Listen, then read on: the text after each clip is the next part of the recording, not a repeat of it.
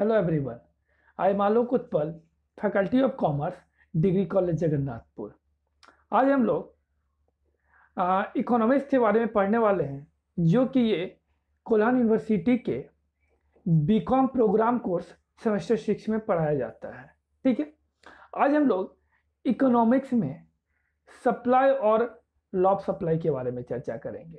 हम लोग previous class में डिमांड डिमांड के बारे में किए थे। आज हम लोग सप्लाई के मीनिंग और लॉ ऑफ सप्लाई के बारे में पढ़ेंगे। ठीक है, तो सबसे पहले देखते हैं कि सप्लाई क्या होता है। डिमांड हम लोग पहले याद कीजिए, जब हम लोग डिमांड पढ़े थे तो डिमांड हम लोग कंज्यूमर पॉइंट ऑफ व्यू से देखते थे। तो जब सप्लाई देखेंगे तो सप्लाई हम लोग सप्लायर पॉइंट ऑफ व्यू से देखेंगे। ठीक है, तो ये सप्लाई होता क्या है? तो सप्लाई वो है जब सेलर एक निश्चित प्राइस, मतलब एक डिफरेंट प्राइस पे कोई भी सामान को बेचने में सक्षम हो, तो क्या होता है? सप्लाई होता है। क्या क्या क्या कहा मैंने कि सप्लाई वो चीज है जब किसी भी गुड्स को एक प्राइस पे किसी भी मतलब मार्केट में ऑफर किया जाता है बेचने के लिए उसको, तो क्या होता है? वो सप्लाई होता है।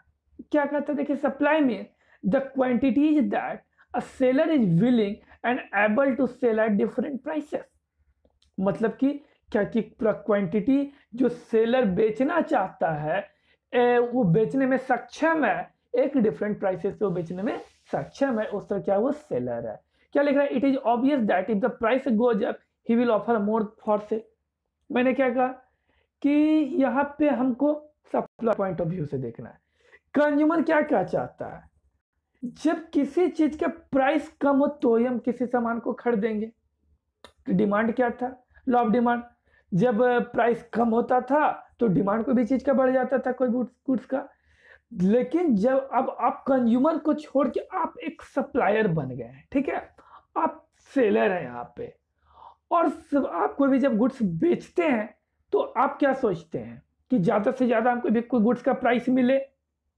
तो उस सिचुएशन में क्या होता है कि जो सप्लायर में जब सेलर क्या सोचता है, जब हमको ज्यादा से ज्यादा प्राइस मिलेगा तो ही हम सामान बेचेंगे। तो यहाँ पे से क्या होता है कि जब ज्यादा कोई भी गुड्स का प्राइस होता है तो वहां पे सप्लाई ज्यादा होता है, और प्राइस कम होता है तो सप्लाई कम होता है। ठीक है, सप्लाई शेड्यूल क्या है? जब ये कोई यहाँ पे देखिए, सप्लाई शेड्यूल एक टेबल के द्वारा समझाया गया है कि कैसे है। क्या कहा कि जैसे जैसे मान के लिए प्राइस बढ़ता हो या घटता हो, यदि बढ़ रहा है तो क्या सप्लाई बढ़ता है। जैसे कि एक क्वांटिटी ऑफ मिल्क ऑफर्ड, मतलब सेलर के द्वारा एक मिल्क को बेचने के लिए ऑफर किया गया है। ठीक है, कि दूध को कैसे बेचना है, वो कितना कितना क्वांटिटी बेच रहा है, किस पैसे पे, वो देखिए। जब 10 रुपये पर लीटर था प्राइस दूध का, तो कितना टोटल 20 लीटर से दूध सप्लाई कर रहा था। जब घट के 8 रुपया हो जाता है तो उसका सप्लाई भी कम के 15 हो जाता है। उसी तरह 7 होता है तो सप्लाई भी घट के 12 हो जाता है। जब उसी तरह जब 1 रुपया जाता है तो वो बोलता है हम नहीं सप्लाई करेंगे, इससे हमको कोई बेनिफिट नहीं है। तो ये यही सप्लाई करता है कि जैसे प्राइस घट रहा है यहाँ पे, सप्लाई फॉर द क्वांटिटी भी घट रही है। लेकिन जैसे यहाँ पे प्राइस जैसे जैसे घट रहा है, क्वांटिटी फॉर सप्लाई वहां पे घट रहा है, सप्लाई फॉर दैट क्वांटिटी वहां पे भी घट रहा है। लेकिन जैसे जैसे प्राइस बढ़ता है कमोडिटी का, वैसे वैसे सप्लाई भी इस कमोडिटी का बढ़ जाता है। और जब इसको हम डायग्मेटिकली रिप्रेजेंट करते हैं तो यहाँ पे इसको बोला जाता है कि ये इसका पॉजिटिव स्लोप होता है। क्यों? और ये लेफ्ट टू द राइट, ये upward sloping from left to the right होता है।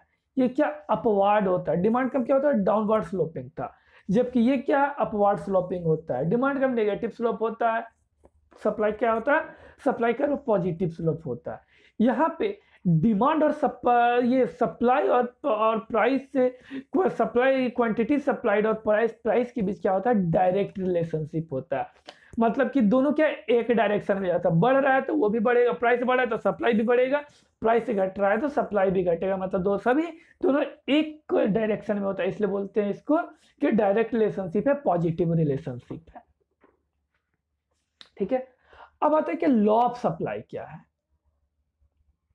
लॉ ऑफ सप्लाई क्या, जब सप्लाई जब किसी भी क्वांटिटी जब जब भी किसी क्वांटिटी का सप्लाई ज्यादा हो, कब एट ए हाई प्राइस, और कम होता है एट ए लो प्राइस। मतलब कि जब किसी भी कमोडिटी का प्राइस कम जो होता है तो उसका सप्लाई भी कम होता है, और किसी क्वांटिटी का प्राइस ज्यादा होता है तो सप्लाई भी ज्यादा होता है, यही कहता है लॉ ऑफ सप्लाई। देखिए क्या कह रहे हैं कि the law of supply reflects the general tendency of the sellers in offering there stock of A commodity for sale in relation of the various prices. ये क्या करता है, रिलेशन है किसके बीच में, तो प्राइस और स्टॉक जो सेलर क्या कर रहा है, सेल करने के लिए ऑफर कर रहा है, और ये प्राइस के बीच क्या है, रिलेशन है। ये क्या डिस्क्राइब क्या करता है, तो describe seller supply behaviour under given condition. It has been observed that usually seller are willing to supply more with rise in price. ठीक है, सप्लाई करता है ज्यादा और कम होता है तो कम सप्लाई करता है। ठीक है, ये डिफरेंट ऑथर के द्वारा डिफरेंट डेफिनेशन दिए गए, आप वहां से इसको पढ़ के देख लीजिएगा, वही चीज है। एजम्पशन क्या क्या होने चाहिए, तो कंज्यूमर के इनकम में मतलब कि चेंज इन इनकम, परचेजर और सेलर के इनकम में चेंजेज नहीं आना चाहिए, नहीं तो यहाँ पे लॉ ऑफ सप्लाई अप्लाई नहीं होगा।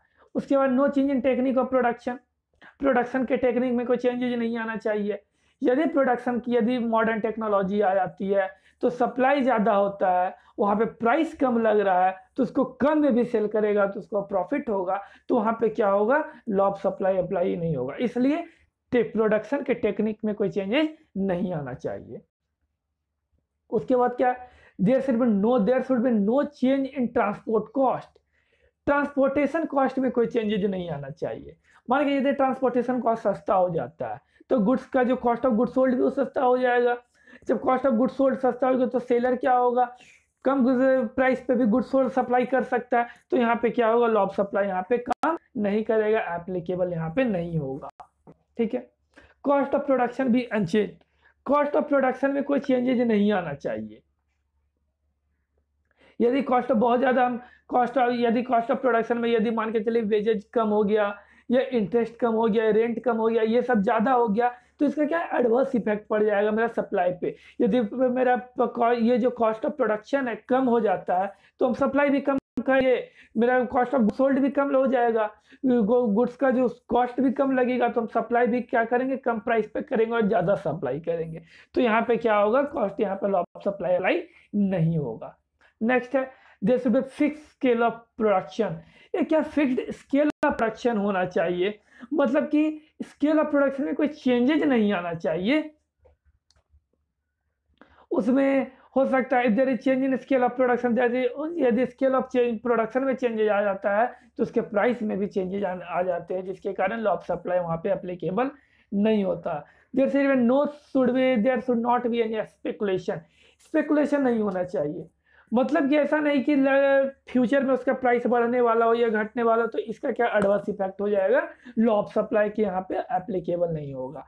यदि फ्यूचर में लगता है कि प्राइस बढ़ने वाला है तो क्या करेगा, सेलर अभी सप्लाई कम कर देगा क्योंकि वो आगे जाके ज्यादा प्रॉफिट कमाना चाहेगा। यदि लगेगा उसको नहीं आगे कम होने वाला है, यदि मतलब प्राइस आगे कम होने वाला तो अभी ज्यादा सेल करना स्टार्ट कर देगा, क्योंकि वो आगे लगेगा उसको कम हो जाएगा तो प्रॉफिट कम होगा, इसलिए भी ज्यादा। तो यहाँ पे ये नहीं होना चाहिए, स्पेकुलेशन कोई नहीं होना चाहिए। ठीक है, नेक्स्ट है the price of other goods remains constant. Other goods मतलब रिलेटेड गुड्स, कॉम्प्लीमेंट्री या सप्लीमेंट, ये सब्स्टिट्यूट गुड्स हम लोग पढ़े थे अभी, वो क्या उसमें कोई चेंजेज नहीं आना चाहिए। यदि उसमें कोई चेंजेज आते हैं तो यहाँ पे लॉ ऑफ सप्लाई क्या होगा, एप्लीकेबल नहीं होगा। नेक्स्ट है there should not be any change in the government policy, government policy में कोई चेंजेज नहीं आना चाहिए। ये कोई ये टैक्सेशन पॉलिसी हो, ट्रेड पॉलिसी हो, इससे क्या होता हो सकता है कि गुड्स का प्राइस बढ़ भी सकता है, घट भी सकता है, तो इससे क्या होगा, सप्लाई पे इफेक्ट हो जाएगा, कॉस्ट ऑफ गुड पे इफेक्ट होगा, जिससे सप्लाई के इफेक्ट हो जाएगा और यहाँ पे लॉ ऑफ सप्लाई एप्लीकेबल नहीं होगा। ठीक है, तो ये थे टोटल एजम्पशन, ये सब यदि एप्लीकेबल होंगे तो ही पॉसिबल है लॉ ऑफ सप्लाई, नहीं तो फिर वहां पे अप्लाई नहीं होता। एक्सप्लेनेशन क्या है लॉ ऑफ सप्लाई को, तो इसके एक टेबल डायग्राम के थ्रू समझते हैं।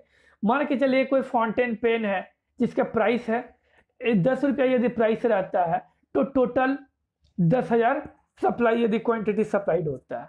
जैसे जैसे उसका प्राइस 20 रुपया होता है, वहां पे उसका क्वांटिटी सप्लाइड कितना 13,000 टोटल क्वांटिटी सप्लाइड हो जाता है। उसी तरह यदि 30 रुपया बढ़ता है तो उसका टोटल 20,000 सप्लाई हो जाता है।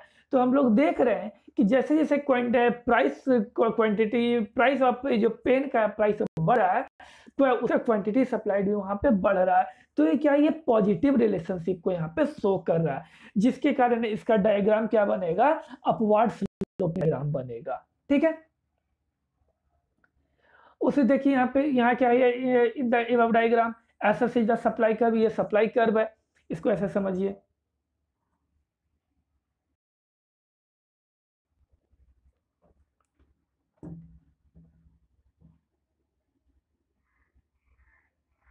ये देखिए, ये क्या ऐसा सप्लाई कर्व है। आगे schedule the market tend to expand with the rise in price, मतलब कि यहाँ पे देखिए नेक्स्ट में ये क्या हो गया, ये सप्लाई कर्व हो गया। ठीक है, ये देखिए प्राइस P से P2 यदि होता है, ये क्या इंक्रीज कर रहा है प्राइस, तो सप्लाई भी क्या होगी, Q से Q2 राइज करेगा। लेकिन यदि प्राइस P से यहाँ आ जाता है, डाउन कर जाता है, तो क्वांटिटी भी सप्लाइड क्या हो रहा है, कम हो जा रहा है। तो ये क्या डायरेक्ट रिलेशनशिप शो कर रहा है। क्या लिखता है इन द अबव एक्सिस, ये तो आपका डायग्राम है, वो समझाया गया है, आप उसको आसानी से समझ सकते हैं। ठीक था, तो ये था जो मेरा पूरा लॉ ऑफ सप्लाई, जो हम लोग इसको अच्छे से पढ़े। ठीक है, हम लोग टोटल क्या मीनिंग सप्लाई और लॉ ऑफ सप्लाई के बारे में पढ़ ली। पूरा नोट्स मेरे डिस्क्रिप्शन बॉक्स में यूट्यूब चैनल पे मिल जाएगा, आप वहां से इसको डाउनलोड कर सकते हैं। ठीक है, आज के लिए बस इतना ही। थैंक यू, धन्यवाद।